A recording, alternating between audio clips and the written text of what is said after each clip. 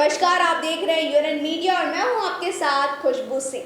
आज मैं आप सबको ले चलती हूं फिल्म सबका बाप अंगूठा छाप के सेट पे और वहां दिखाती हूं कि किस तरह फिल्म के डायरेक्टर जो हैं पराग पाटिल अक्षय सिंह की बेइज्जती कर रहे हैं। उन्हें कह रहे हैं कि ना तुम सुंदर हो ना तुम हॉट हो, फिर ये एटीट्यूड किस बात की है? आपको यकीन नहीं हो रहा है तो आइए दिखाते हैं।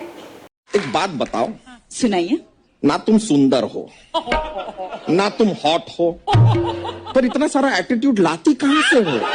ये उनसे पूछिए जो हमारे सपने देखते हैं।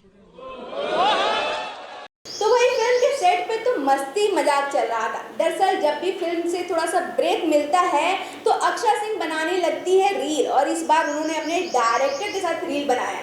तो खैर मैं इस फिल्म के बारे में बता दूं, फिल्म का नाम है सबका बाप अंगूठा छाप, जिसमें आपको दिखेंगे निरहुआ।